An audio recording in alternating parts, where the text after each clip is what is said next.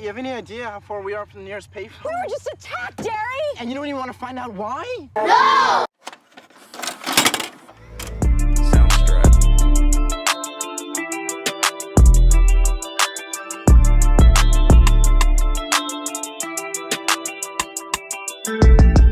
Question: does Jeepers Creepers qualify as a cult classic?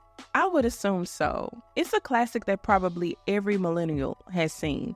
For me, it's one of my favorites. I used to watch this movie so much when I was younger, and the sequel was just as good. While watching this movie for this recap, I realized that Trish and Derry made several dumb decisions throughout this movie. It was super frustrating to watch. How can someone tell you what's going to happen? It actually ends up happening, and you continue to doubt them. Or better yet, you continue to make dumb decisions that created the opportunity for these bad things to happen.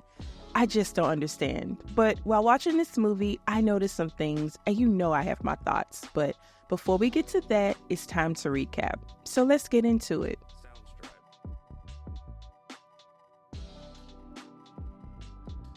As the movie starts, we meet siblings Derry and Trish. They're on their way home from college and have passed the time on the road by guessing tags on passing cars. Derry brings up how Trish was anxious about having to address her breakup with her parents, and they have a sibling back and forth. As they argue, we see a truck fast approaching in the rearview. This truck was hauling ass and trying to run them off the road. Trish yells at Derry to pull over and let him pass, but Derry keeps swerving and demanding that the truck pass them. Dude, just pull the hell over. What the hell was his problem? My first guess? Inbreeding!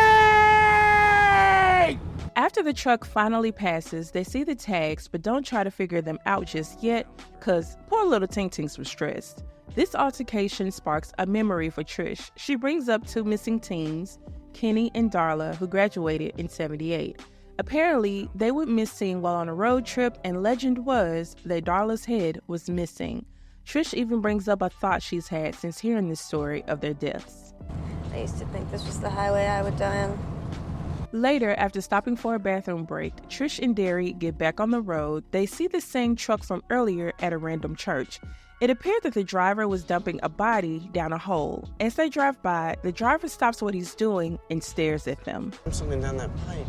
Wrapped in a sheet. Wrapped and roped in a sheet. Wrapped and roped in a sheet with red stains on it. From here on out, we are going to call the driver of the truck the Creeper. Now, this is when they should have hauled ass, pulled out a map, and tried to find an alternative route home. But no, shortly after, that same truck hauls ass once again and follows them. Now, you can't tell me this truck wasn't a Hellcat, an SRT Demon, a ZZ632, or a Shelby GT500. That motor has some power, okay? Trish reached for Derry's phone, but unfortunately, it was dead. The Creeper rammed the back of their car several times, scaring the hell out of them. Derry finally pulls off the road, and the truck passes them and keeps going. Again, this is when they should have found another way home and or called their parents for an emergency plane ticket. Forget that car. Instead, Derry got the bright idea to go back and see what the Creeper threw down the hole. After all of this guy wants to be Inspector Gadget. Any idea how far we are from the nearest payphone? We were just attacked, Derry! And you don't even want to find out why? No! You see this Creeper man throwing something down a hole that resembles a body, and you want to go back to confirm? Absolutely not. He gets Trish to agree to go back by asking her how she'd feel if it was her body back there. So they go back. Mind you, the sun is starting to set. Another reason not to do this. As they arrive at the church, crows were everywhere. Not a good sign at all. They don't even consider what they will do if he comes back. They don't even know this town enough to know if he's alone or if there are more people like him. Again, these risks that they are taking don't make sense. They look down the hole that the Creeper threw the body down and don't see anything at first, but seconds later, Derry swore he heard something. Trish doubts him at first, but Derry hears it again and insists that Trish hold his feet as he tries to shine the flashlight down the hole to see better. Okay, you know the part in scary movies where somebody does something really stupid and everybody hates them for it? This is it. Of course, this doesn't end well. Derry sees a rat and freaks out. which causes Trish to lose her grip on his ankles, and he flies down the hole and lands at the bottom. As he looks around, he sees the body that was dumped earlier by the creeper. As he gets closer, the body jumps up. He opens the bag, and the guy points at his chest.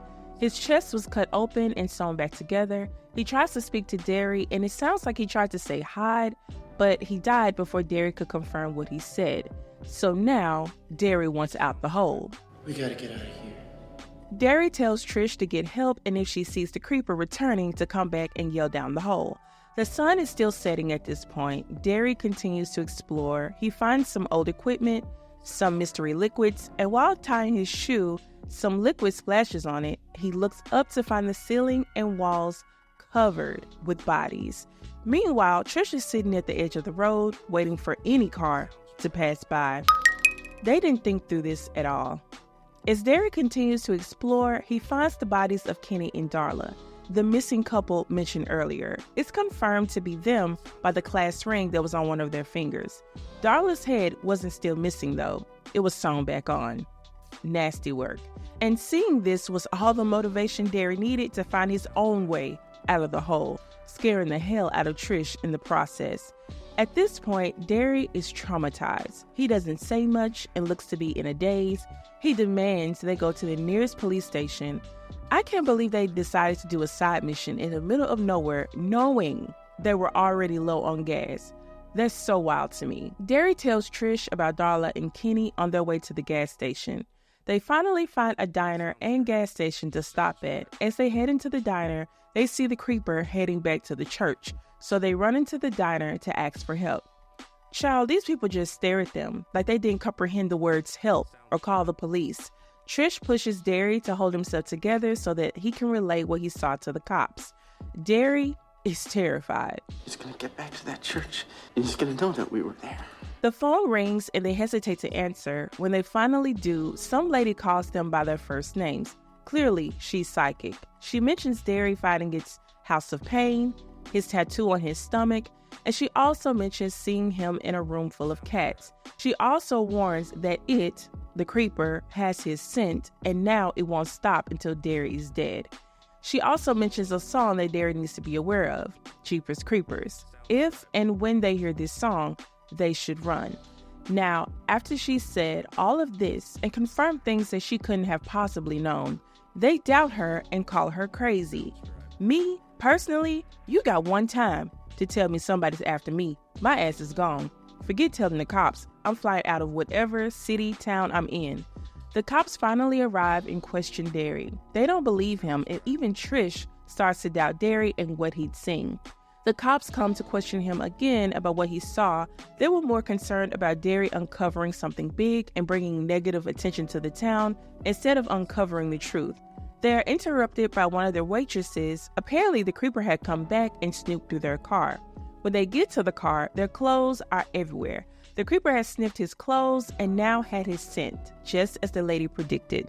Still think I bumped my head? Derry finds a handprint, but it appears to have been dusted already. Some of it flies away in the wind, and there's a reason for this.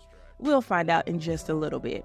But the cops follow Derry and Trish back to the church, and as they're driving, Trish questions how the creeper got back to the diner so fast.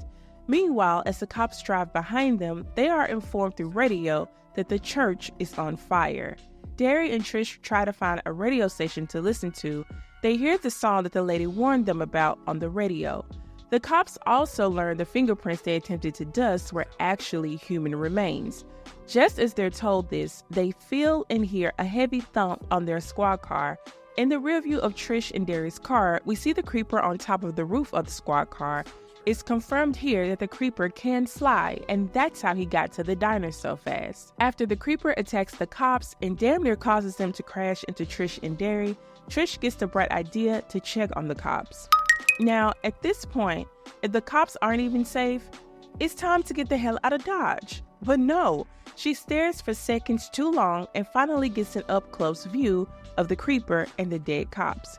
The creeper takes one of the cops' heads and eats their tongue. After seeing that, Trish finally hauls ass to the car. Trish is flying down the street. This scares Derry and he tells her to slow down. Honestly, Trish couldn't have gone fast enough for me. Baby, push her to the limit. But Trish not only slows the car down, she comes to a complete stop in front of a random house. She gets another bright idea to go up to the house and ask to use her phone to call the cops. What could another cop possibly do for you in this situation? You didn't see what he did to the last two? Child, my blood pressure. Anyway, they go up to the house, but before they can even knock, the owner comes to the door asking them a million questions. She didn't like the thought of cops being brought to her house, and that probably had a lot to do with the surplus of cats she had. Remember, the psychic warned them about the cats. As they're talking, the lights in her home start to flicker, the cats start to react, and the cat lady immediately grabs her gun. They noticed a creeper standing in front of the scarecrow, and now the cat lady was pissed. What the hell did you bring into my house? The cat lady was so busy trying to run into her house and save her cats that she didn't even notice the cats running out trying to save themselves. Even the cats had more sense than these humans. Trish and Derry finally hear 2 gunshots, and shortly after, the creeper drags the cat lady out of her home. Whole time, Trish and Derry watched the creeper slowly drag this woman out of the house. They could have been running back to the car. They should have never stopped at this house. When they finally do get to the car struggles to start, giving the creeper enough time to hop on top of it. He eventually stands in front of the car and they stare at each other briefly before Trish puts the pedal to the floor. Finally, the creeper hops over the car and they have a brief moment where they play tag, missing him every time. They eventually hit him and Trish runs him over 3 times, for good measure. They finally take a good look at his body. He didn't really have skin. It sort of looked like dusty-ass fabric braided together. Shortly after, wings emerge from the creeper's body and they run him over a 4th time and haul ass down the road. And what do? They drive to another police station where they finally call their parents. They should have called their parents from the get-go. As Trish is on the phone, Derry notices all the missing person posters and realizes that the creeper was more than likely the reason they were missing. Shortly after, the psychic from earlier came bursting through the station. Her name was Giselle, and they still don't take her seriously. Giselle mentions the bodies Derry found, the cats, and that's when Derry starts to truly listen to her. She's been right the whole time. Giselle tells Derry that every 23 years, every 23rd spring, the creeper gets to eat, and currently, his meal of choice was Derry. It eats lungs so we can breathe and eyes can see. Whatever it eats becomes a part of it. While they're talking, the creeper has put himself together and has arrived at the station in his Hellcat. Check how this man is walking. Pure determination. After all of this, Trish is still not taking Giselle seriously, but she doesn't have any choice but to because the lights go out and they all know that the creeper is near. As one of the cops goes to check on the people in their cells, he sees the creeper eating one of the bodies. Instead of running, he allows the creeper to finish his meal and then flashes his light on him and then finally tries to shoot him. Baby, it's too late. You've let him fully regenerate. Giselle continues to warn Derry what is said to happen to him, how he's going to be in a dark room and the song will be playing when he meets his demise. Yet and still, Trish asks stupid-ass questions. What exactly are you doing here? Trying to save y'all ass.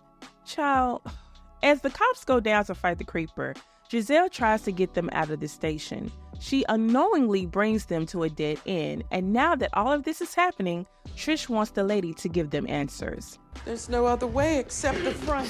Well, the front door is out. Why didn't you dream up something useful? I thought if you knew what I saw, maybe you could change it. Why the hell do you think I'm here? The truth is, they could have probably changed it, but they made terrible decisions this whole time. Derry demands that she tell them her full vision, and Giselle doesn't want to say. Are they ever wrong? Your dreams, are they ever wrong? Just then, the creeper pokes his head out into the hallway, and Giselle tells them to run. She immediately drops down and begins saying the Lord's Prayer. The creeper grabs her, but I guess she didn't have the proper amount of fear, and he left her alone. Trish and Derry run into a random room. Trish walked up to a 2-way mirror, not knowing that the creeper was on the other side, staring right back at her. The creeper eventually bursts into the room and starts to sniff them both. While Trish tried her best not to give in to her fear, Derry was clearly terrified, making the creeper's final choice easier. Trish pleads to the creeper to take her since she was stronger than Derry. The creeper considers it for a few seconds, but Derry's fear was much too good to let get away, and he bursts out of the station with Derry in tow. Hours later, Giselle came to tell Trish that her parents had arrived. Trish asked her if her visions were ever wrong, and Giselle still didn't want to say. She instead fed into all the things people had said about her. I'm just a crazy old woman. You ask anyone around here, they'll tell you. That's all I am, crazy old woman.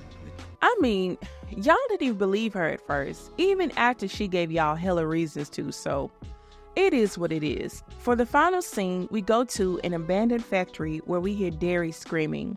We hear Jeepers Creepers playing in the background, and we see Derry's body hanging, and now the creeper had his eyes. Giselle's vision came true, and that was the end of the movie.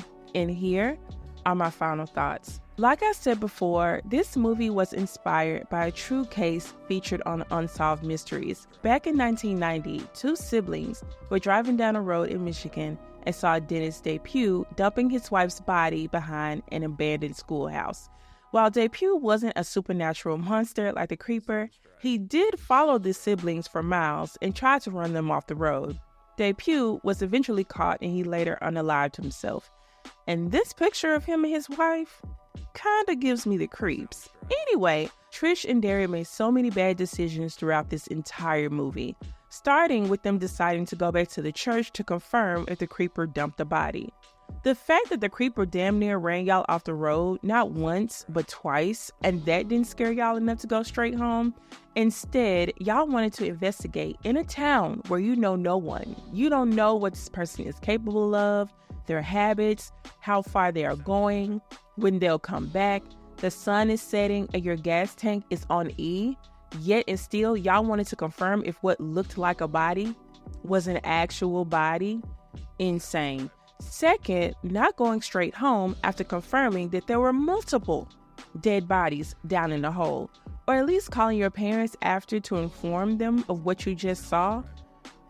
Insane. Third, not leaving after the cops were murdered by the creeper, and 4, after those cops were murdered and seeing that the cops were unable to protect you, stopping at a random house to call some more cops, who again can't protect you. The 5th bad mistake was after running the creeper over, instead of going straight home, they went to another police station where they ran into Giselle, whose premonition had come true so far, which leads to the 6th mistake. Even after everything she said would happen happens, y'all continue to doubt and question her. This woman knew your names, about the bodies, about the tattoo, about the cats before it even happened.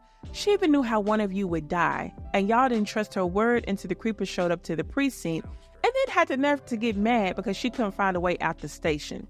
Y'all wouldn't have needed her help in the station if y'all had made the last 3 bad decisions.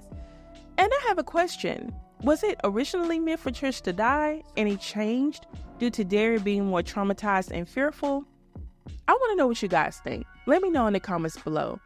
Anyway, that's it for this review. Please like, comment, and subscribe if you haven't already. As for the next review, all I'm going to say is 2003. It's another horror film starring a 90s baddie who's always losing her kids. But in this one, she goes crazy to save a few from her sick-ass husband. See you next time, you guys. Bye.